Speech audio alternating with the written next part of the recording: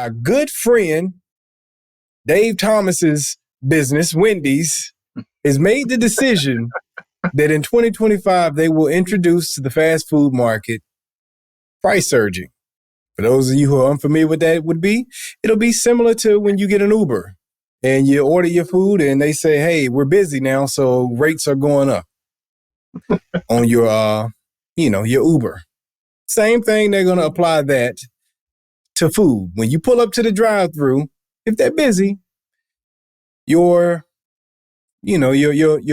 chicken sandwich could potentially go up in $2 in cost for going to pick it up during lunch hours versus what it would cost you if you would actually go pick it up in an hour where they're not busy, 3 in the afternoon. Your double might cost you double to go pick it up later late at night after midnight versus going at 9 o'clock, 10 o'clock. That's what frustrates me, right? Because you throw me back. When you say Wendy's, take me back to my college days.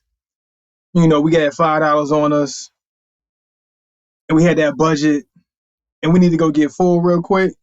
We go to Wendy's. $4 got us a long ways. I never spent the whole $5. I got change back with that $5. Got change back.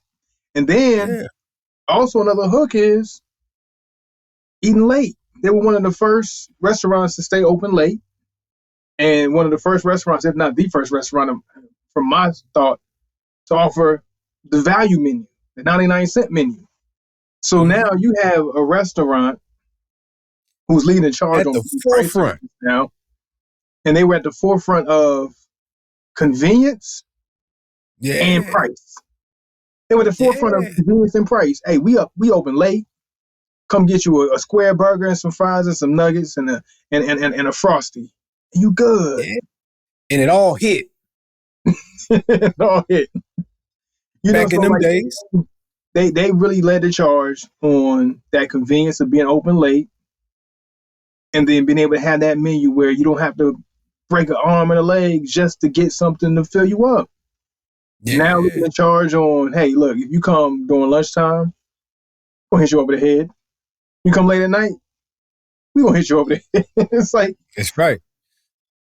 All the times that you would come, that we used to take care of you when you came, everybody hit you over the head. It's time you pay me back for all them years I was good to you. And it hurts that it was Wendy's of all companies, because Wendy's was that thing for us in college, man. You know how we survived off Wendy's, leaving the club and just during the day, swinging by. If you wanted to eat healthy, you could go get you a little value salad and a chicken nugget and a burger to go with it, and you crush your chicken nugget up inside your little Caesar salad and shake it, and that was you going on a diet. And now we can't do nothing, man. They done crushed the dreams, man. And it's sad because if this is successful, expect it to become the new wave across the board. And you know what? Like the thing that scares me is not necessarily scares me, but concerns me is it's gonna go by. It's gonna fly. That's how they were able to get away from not offering that 99-cent menu anymore. It's because that's supply and demand. And people are still going to go to these restaurants. They're still going to, be patrons of these companies that allow them to be bold with say, hey, we're going to do what we got to do. And people are still going to go spend that money. Some more reluctant, some more begrudgingly than others, but you're still going to go spend that money. The amount of people who are going to say, no, we're not going to patronize this establishment anymore is going to be so minute and so few compared to the people who are still going to hit that line at 12 o'clock, 12 p.m. during lunchtime. They still going to get in that line, and they're going to pay the $2 more. And it makes them bold to say, you know what, guess what? I have the demand now. Instead of the customer always being right and companies being customer driven, now companies are coming back. You're saying, no, we're company driven. We're bottom line driven. And you're going to do whatever we say that you're going to do. Yeah. And it's crazy that it's like if it was anybody who would do it, I would think it would be Chick-fil-A or McDonald's would be the first to do that. But no, they could. Man. In all likelihood, Chick-fil-A seems like they should have been the most probable person to do it because their lines are crazy. They need the surge. In fairness to them, like, you know what I'm saying? But they'll be able to handle what's coming. But they didn't do it. It was Wendy's. That's insane to me. It's like, really? Like, but, people. you know, but like you said, though, because that's happened and everybody's becoming bottom line driven, and because we won't do nothing about it, companies look at us and say, what you doing? What you gonna do? You gonna stop eating with me? Nah, you gonna keep eating. All you doing is just running your mouth. You're just talking junk. You ain't gonna do nothing but come buy these burgers. Come get these burgers for me. And Wendy's had the 4 for $4, which was nothing but what we were doing with the dollar menu anyway, but they took the dollar menu and was like, hey man, we'll just give you a dollar menu combo. That $5 in exchange. That 4 for $4 is the same thing. It's the same concept. Same thing. But now they got rid of the 4 for $4, and now it's only the $5 and $6 versions of those anyway. Yeah. Yep. So you don't even get that no more. Now you just get the dollar menu food within a $6 combo or a $5 combo now. So yeah. But you mentioned that about us just running our mouth and not doing nothing about it, and us just eating, and they just gonna go on and mosey on and business as usual because of that. It brings me to another conversation we kind of mentioned off air, is that online people are now beginning to create a boycott for Kellogg's, which is how you solve this whole problem anyway, is through the boycott if we could actually come together and achieve it.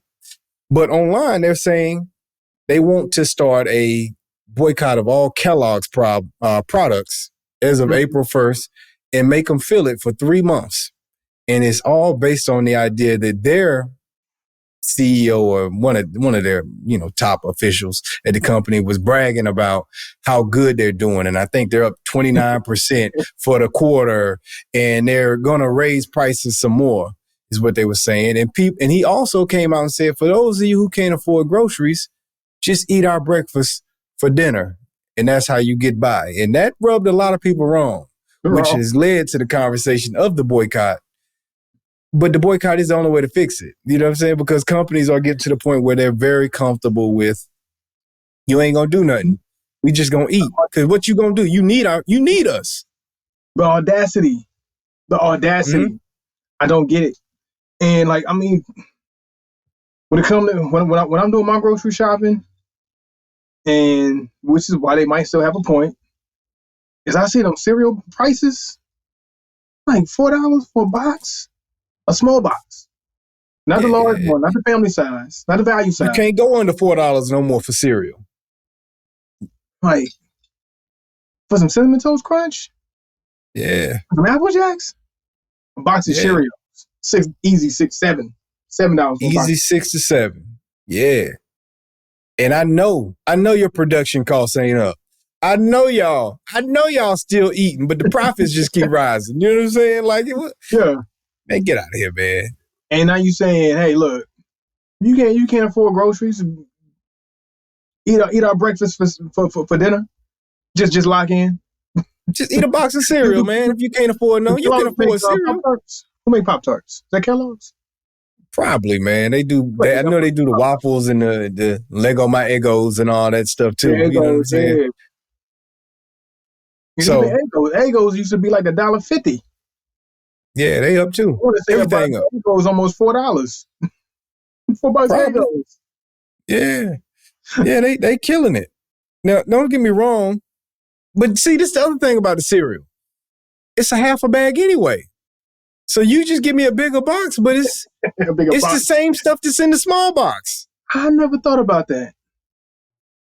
I might try that. Buy 2 different boxes of cereal and pull out the bag and look at it and be like, nah, man, this is the same size bag. It's in a different size box. Probably. Like, I wouldn't doubt it, bro. them bags, you pull out a bag and it's automatically at the halfway mark. I'm going to the grocery store with a scale. I'm weighing them. Now, you say 16 ounces, that one say 24, it better be 16. This better be 16. They doing that. People online doing that. They weighing out the bacon and stuff, man, at spots. And it ain't coming out to what they saying that it's supposed to weigh. Like they weighing it in the packaging, and it still don't come up to the weight on the packaging, let alone taking it out the packages. So if you're supposed to have, 8 ounces of bacon, you only getting 4.5, 5. Like, you know what I'm saying? They Come down to it. Yeah, you take out the packaging. Yeah. They ain't even weigh it. They don't even think you got the intellect to weigh it, to see if they lying to you. They just lie to you. But you know what? I mean, you would say, all right, how often have you gone to the store with a scale and waited? Even though there's scales in the grocery store on the produce side, all you got to do is walk it over there to the scale. They got them in the grocery store. There. Next to the apples, just weigh it. Next to the potatoes, go weigh it. Like, you know what I'm saying? Next time. I'm going over the produce. That next time I grab my whatever it is.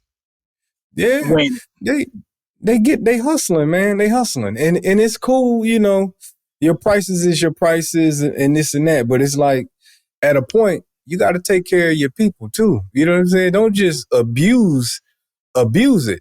And we've all been very accepting of the price raises because we understand the environment we're in.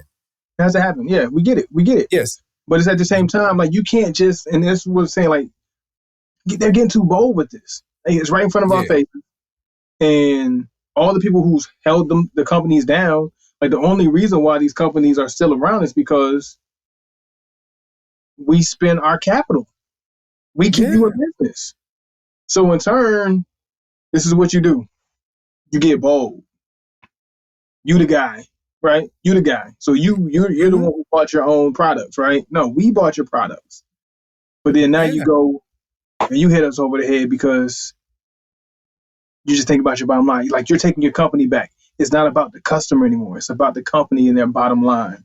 It's getting out of hand. It's getting out of hand. Yeah. And most of them, you're not providing nutritional value anyway. At the moment we stop being, the only reason they really able to get this off is because most of us are so busy in our life that we do a lot of stuff out of convenience. Like, you buy the frozen waffles from Kellogg's because you really ain't got the time to do the mix. You know what I'm saying? But if you make the mix, it tastes a lot better. You know what I'm saying? Like, just to get in there and just fry you up some pancakes yourself, way better than them little frozen pancakes. Cereal, we just eat cereal because it's quick and easy. But if I get in there with the eggs and some sausage and some bacon and some grits, it's much better for me. It's a lot better meal, yes, for sure. Yeah, so they able to get that off just because of how busy the American lifestyle is. And I say American lifestyle because I can't speak on a lot of these other countries. I hear it's not the same as in these other places. Is it really busy? Are we really busy? Are we just lazy? Both. I mean, honestly, like, it's not to me, okay. When you think about busy, I get it. Yes, we are busy. And we have days that we are more busy than others. But for the most part, how busy truly are we? If you compare 2024 to 1995, or compare 1995 to 1965, how busy are we? We're able to travel at high rates of speed. We can fly from one coast to another coast in a matter of hours. Yeah. We can fill out emails a whole lot faster. We can pick up and make phone calls and make connections a whole lot quicker. We're not sitting by a facsimile, a fax machine, waiting for a message to come through. I got to sit by this fax machine, just send out the fax, and now I got to wait for the fax to come back and, spend 45 minutes by the fax machine just to get some information signed. We're processing information a whole lot faster. So are we really busy? That's a good point. We can't be busier than what we were. Shoot, if I need directions to go somewhere, I don't have to go buy a map from the gas station no more. Like, you pull up on your phone and get right there. Plot out your route. Okay, I'm going to go ahead. I'm going to take 95. I'm coming off of this one. I'm going to take 262 and go here. Nah, you don't even know where you're going until your phone would say, turn left. Arrived. Turn right. Like, you just follow. Okay. You don't know where you're going. You just following your directions. Back in the day, you had to get your map. Pre-plan your route. You know what I'm saying? Right. We're not taking time to do stuff like that no more. We ain't got to spend $10 waiting, 10 minutes waiting for dial-up for your internet to hook up. Yeah. Yeah, good point. Very good point. You're making a great point. You go to your website and you wait 3 minutes for your website to load. Things happen like that. So are we truly really that busy? We're not. Yeah. Yeah, that's a good point, man. We're busy, but we're not we've been busier in past times. So a lot of the stuff we're so convinced so fast that we're looking for ways to get back to more convenience. We're spoiled by our convenience and searching for ways to cut and get more convenience. I mean, I think back to growing up, man. I look at my mom. My mom had a full-time job. She went to school on the side. She mentored kids on the side. And she still cooked dinner every night. And she got up in the morning, made me breakfast every morning. And she cleaned the house every day. We didn't have no sink, no dishes in the sink when we went to bed. She did all that. And I look back now and I say, man, how did you do it? Because she had about as much help as I got. Like, you know what I'm saying? Like, but you know what? I wouldn't even say lazy. So I changed that. I won't say lazy. We're just we're more distracted now. It's our distractions. And I'm speaking for myself personally. I got a lot of time on my hands if I really truly took out all the distractions away and I wasn't distracted. Managed it properly. Yeah. Yeah. If I managed my time properly, I would have a whole lot more time. And I get into that thought myself. And that's why I got so charged up when you said that. And like, cause I had that thought myself just recently of how much time I burn wasting time. And as much as I don't like to waste time, I hate my time being wasted, but I will waste my own time. You know what I mean? And I think that's what the issue is. So we just get distracted and we waste our time, and then we look up and like, oh, I don't have time.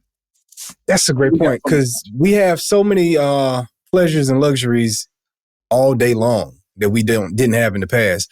Like, okay, think about it. In the past, right? TV was all you had. The internet wasn't what it is now. So it wasn't let me go sit down and dial up AOL and do something on the internet, because you really had no reason. Yeah, that was a back thought. That was in the back of your mind. TV didn't really start for most people until about 8 o'clock. You know what I'm saying? You watch the 5 o'clock news, it go off 5:30. After that, it's a couple of filler shows that nobody usually interested in until about 8 o'clock. You didn't have nothing to do for 2 hours, so you went and took care of your business. You know what I'm saying? Like, and I think that's the difference versus now you always have some form of entertainment in your pocket to watch. Yeah. And if not in your pocket, on your TV. And then we got extra TVs. We got more TVs than we ever had. It was only one TV. And if somebody was watching TV in the past, you had to wait your turn to watch the TV. Right. And as a kid, you didn't have TV went on from about 3 o'clock until about 5 o'clock. And there was nothing to watch nothing for you for the rest of the day. Nothing for you. Nothing for you to watch for the rest of the day. No programming for you. This is adult programming now. You want to sit here and watch 60 Minutes. Mm-hmm. Exactly. So there was nothing to do. So you had nothing but free time to figure out how to fill the free time. You know what I'm saying? And you filled it. But now, yes, you bring an amazing point. We are filling our time because we have so many options to fill our time. And in turn, we're misusing it, so. And the companies are reaping the benefits of it. To bring it back full circle, the companies are reaping the benefits of that, because now we are, in turn, going to go microwave some food when we really should have just been cooking it. Like, you know what I'm saying? But the distractions allow them to be able to keep eating. And we got air fryers that can cook our food a whole lot fast. I can whip up a whole meal on my air fryer. Yeah. So fast. But yet and still, we still getting jerked around. Yeah, we'll go out and eat out because that's quicker than having to actually prepare your food. And cooking, and for those who don't cook, cooking is not hard. The most difficult part of cooking is preparing your food. You know what I'm saying? That's it. If you can bother to chop it up and season it, you done. Just cook it now. Like, and you can do that ahead of time. You can do that a day before and have it ready to go.